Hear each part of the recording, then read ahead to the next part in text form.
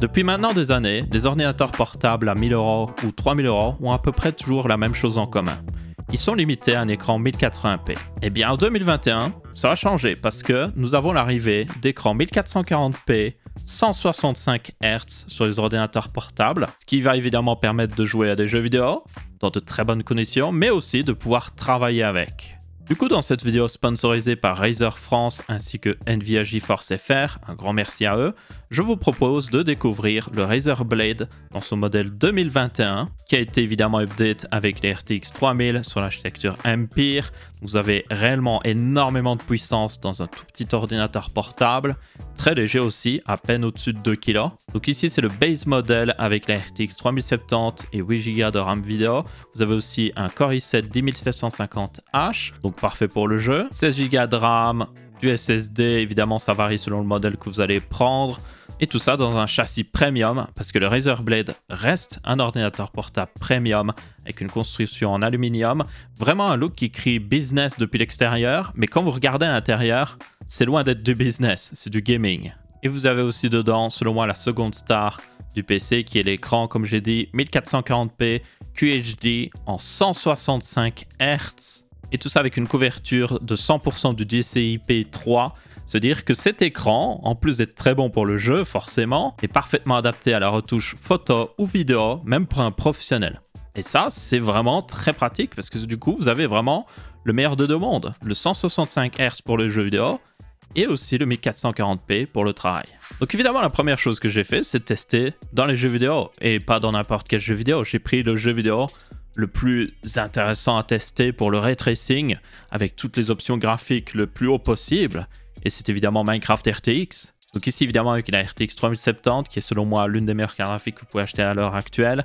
C'est évidemment une version laptop qui peut monter d'ailleurs jusqu'à 95 watts dans cet ordinateur, 95 watts si vous préférez. Ce qui lui donne largement de puissance pour faire tourner les jeux en 1440p et même faire tourner des jeux ray tracing en 1440p. Donc là vous avez du gameplay de Minecraft.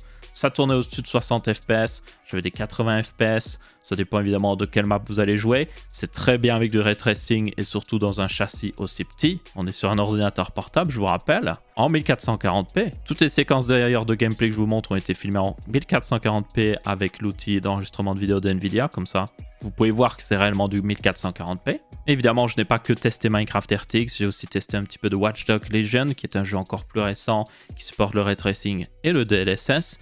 Et là, les performances aussi étaient très bonnes, surtout en tenant compte qu'on était en 1440p, en ultra, tous les paramètres le plus haut possible, et on avait plus de 50 fps. Donc ça veut dire que si j'étais plus raisonnable, je pourrais avoir largement du 60 fps au niveau paramètres. Et aussi, si vous êtes en mode « Hey, j'ai envie de plus d'FPS », on est toujours sur un ordinateur portable 15 pouces, donc vous pouvez retourner en 1080p, il n'y a aucun problème, vous pouvez aller jusqu'à du 165 Hz, toujours en 1080p aussi. Maintenant, on en arrive à la partie la plus importante selon moi, c'est est-ce qu'on peut utiliser cet ordinateur portable pour la création de contenu? Et c'est oui, totalement, parce que déjà vous avez beaucoup de puissance, avec un Core i7 Seeker, et aussi la RTX 3070 qui va permettre d'accélérer la plupart des programmes maintenant de montage ou même de 3D. Mais en plus de ça, avec l'écran 1440p, on a enfin, surtout dans les programmes de montage comme Adobe Premiere, une véritable utilisation possible. Parce que, regardez, là c'est Adobe Premiere en 1080p. Il n'y a pas de place, c'est inutilisable. C'est un calvaire d'éditer des vidéos dans un écran 1080p. Vous pouvez mettre toujours un second écran, mais là, l'avantage d'un ordinateur portable, c'est qu'on peut le transporter. Et si on passe en 1440p ici, on a beaucoup plus de place. Les choses sont beaucoup plus aérées. Et comme on a une plus haute résolution au niveau de l'écran, même la preview de la vidéo, on l'a en plus haute résolution. On sait voir ce qui se passe mieux dessus. Si on éditait des photos, on aurait aussi la possibilité de mieux voir les pixels de notre photo sans devoir zoomer dessus. Du coup, c'est le parfait compromis entre un écran 4K et 1080p parce que vous avez toujours du 165 Hz. Vous pouvez toujours repasser en 1080p dans les jeux si vous voulez avoir plus de perf, mais vous avez toujours ce 1440p qui vous donne plus de pixels pour travailler. Maintenant, c'est pas juste les specs qui rend ce Razer Blade intéressant pour le travail et même l'écran, c'est aussi les ports. Vous avez du Thunderbolt et largement de quoi brancher tout ce que vous voulez à cet ordinateur, que ce soit avec l'USB type C, même un HDMI ou même un Ethernet. Et à l'intérieur, pour ceux qui veulent upgrade, pour avoir encore plus de capacité pour travailler, vous pouvez upgrade la RAM jusqu'à 64 Go Et vous avez aussi 2 slots d'SSD, comme ça vous pouvez mettre par exemple 16 Tera de SSD dedans, ce qui serait un petit peu abusé, mais vous pouvez le faire.